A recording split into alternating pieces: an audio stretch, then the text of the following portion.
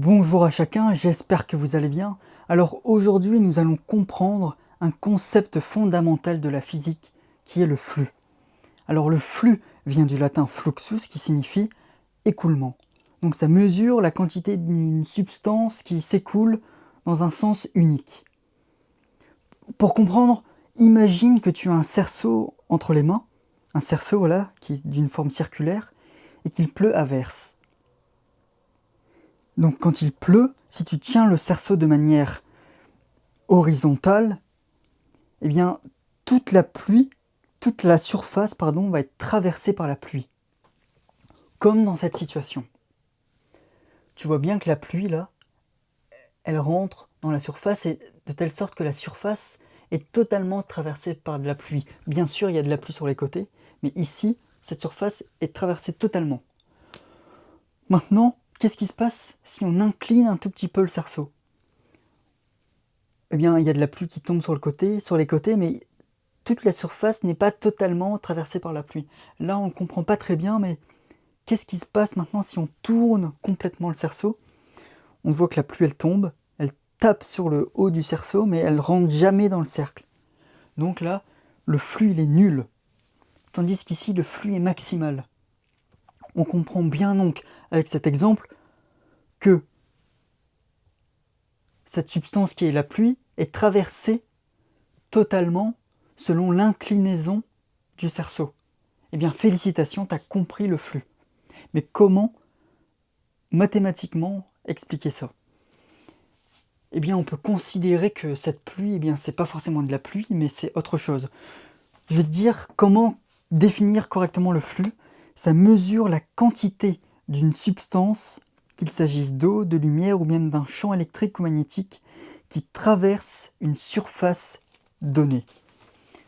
Donc on va considérer qu'on a un champ magnétique ou un champ électrique, peu importe, qu'on va appeler A, un champ général A, quelconque.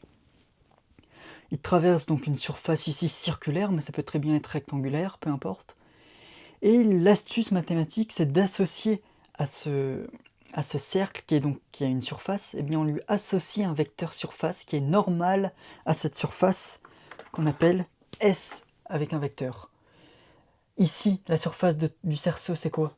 C'est S qui égale pi fois R au carré, le rayon du cerceau ou du cercle. Et S, c'est donc ça en vecteur, de telle sorte que la norme de S,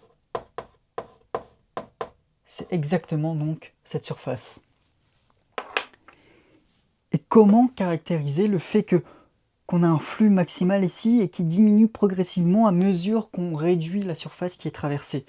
On utilise le produit scalaire. C'est quoi le produit scalaire ? C'est notre outil fondamental pour caractériser l'orthogonalité entre deux vecteurs. Tu as un vecteur A, un vecteur S, tu as un angle entre les deux. Le produit scalaire est défini comme produit scalaire point pour dire que c'est un scalaire. C'est ça donc le point du produit scalaire avec un S. Produit scalaire de A par S, ça te donne la norme de A fois la norme de S fois le cosinus de l'angle qu'il y a entre les deux. Ici, c'est θ.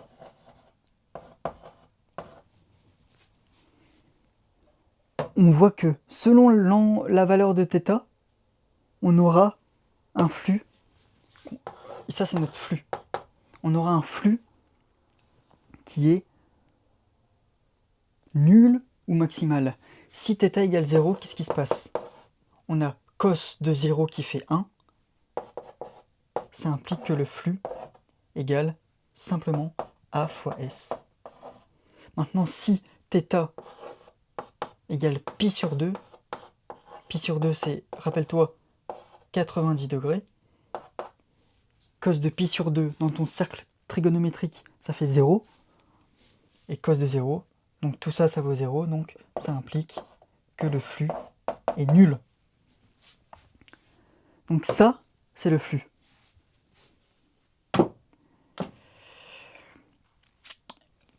Par conséquent, on va essayer de trouver les différentes valeurs du flux pour ces différentes situations.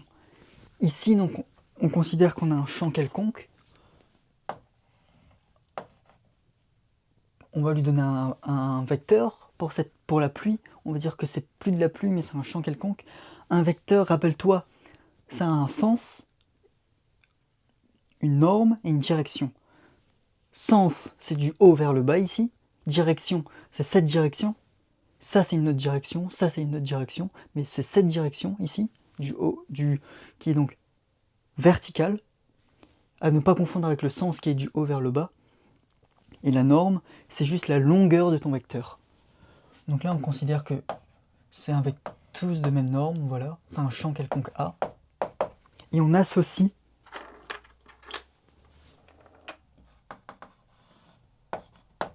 voilà le vecteur normal à cette surface. Ici, il est là. Et ici, il est là. Et là, tu dois le comprendre, que le produit scalaire intervient tout de suite. Ici, si tu veux mesurer le flux, c'est donc de la surface qui est traversée ici, c'est A, c'est bien la norme de A, c'est A, donc A fois S fois cos de 0, vu qu'il n'y a pas d'angle entre A et S, ce qui fait que ça fait 1. Donc ça, c'est le flux maximal. Ici, on a un angle, on ne sait pas c'est quoi la valeur de l'angle. Si je mets au même point, ici, là, et ici au même point, et là au même point, tu vois qu'ici on a un angle. Ça peut être 20 degrés, imaginons. Disons que là, tu as 90, là 45. On va dire que c'est 20 degrés. Pour comprendre, donc ici, le flux de cette deuxième situation vaut A fois S fois l'angle qu'il y a entre les deux, donc cos de 20 degrés. On voit que le flux a diminué. Maintenant, dans cette situation, on a un angle droit. On met le cerceau, ici on n'a plus un cerceau, mais un cercle qui est vraiment dans la même direction que la pluie, ce qui fait que on est dans cette situation où θ vaut pi sur 2, 90 degrés, donc le flux est nul. La surface n'est pas du tout traversée par le champ de vecteur. Donc mathématiquement, on comprend que le flux,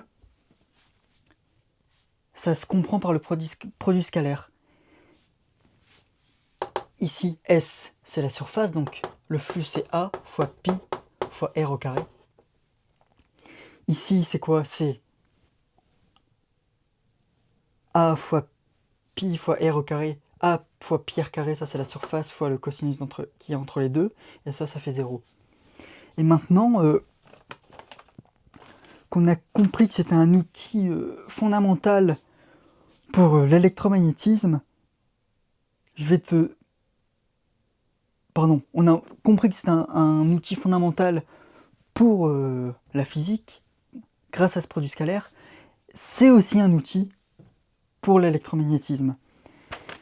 Ici, on utilise donc, on a un aimant permanent qui est en forme de fer à cheval. Tu as le pôle nord et le pôle sud. Et qu'est-ce qui se passe ici? Tu as des lignes de champ qui apparaissent, du champ magnétique. Elles vont du nord vers le sud, dans cette direction. Et notamment ici, elles sont vraiment parallèles entre elles. Plaçons une bobine dans ce champ. Je vais t'expliquer ensuite pourquoi. Et on veut regarder le flux qui passe à travers une surface de cette bobine S. Ça, c'est la surface qui est ici, là, d'une seule bobine. Ça vaut phi B, on va l'appeler, qui est égal à la norme de B. La norme du vecteur B, c'est donc tout simplement B, fois S. Or ici, c'est perpendiculaire. Pardon, c'est parallèle, donc ils sont collinéaires. Donc il n'y a pas d'angle entre les deux. Cos de 0, ça fait bien 1, donc c'est B fois pi r carré. Et là, je t'ai pas dit quelque chose, mais si il n'y a que de la pluie qui tombe dans le cerceau, et qu'il n'y a aucune pluie qui tombe là, et qu'on décale le cerceau, eh bien, est-ce que le flux sera le même d'après toi? Eh bien non, parce que S, c'est quoi? S, c'est la surface qui est traversée par un champ. C'est pas simplement une surface. Et donc là, la surface qui est traversée est moindre si on le décale. Là, ici, elle est maximale, mais si on décale de moitié, ben, ce sera que la moitié qui est traversée. Donc qu'est-ce qui se passe si maintenant, je prends la décision de baisser cette bobine, et je la mets ici, et plus ici, là. On va dire qu'elle est traversée de moitié. Il n'y a que cette surface qui est traversée. Eh bien le flux,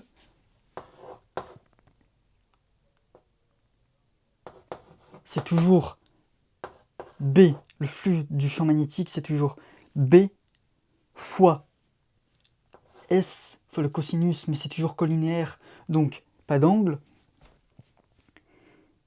Or, on se souvient que S, c'est la surface traversée par un champ. Ici B,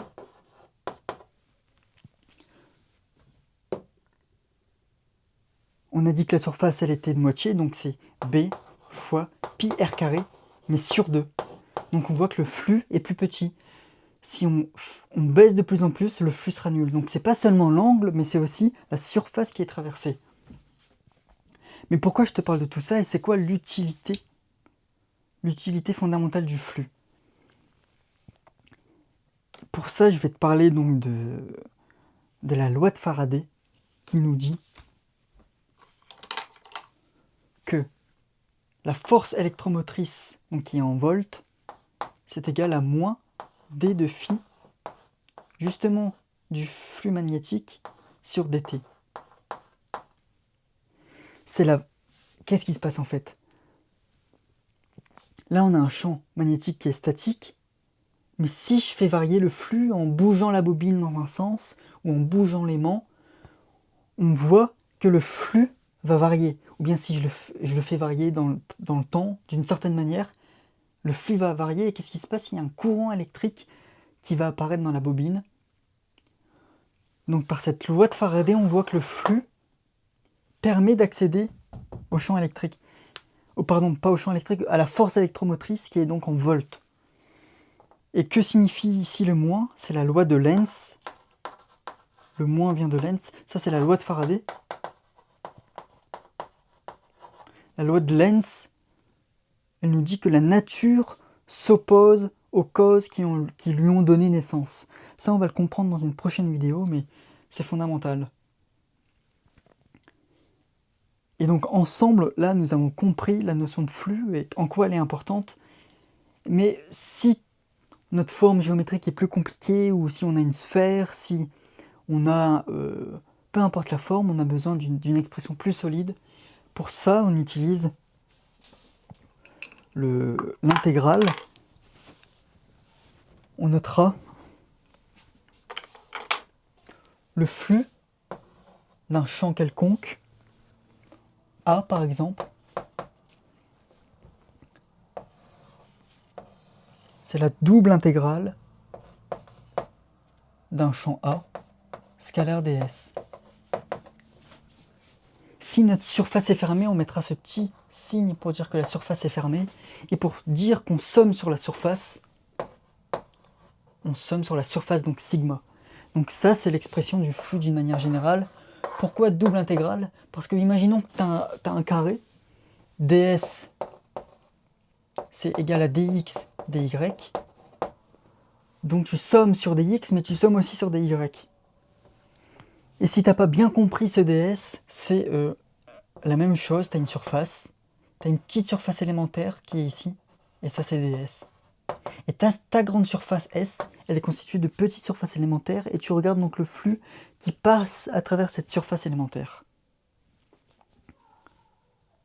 Donc voilà, merci pour ton attention. Ensemble, nous avons compris le flux.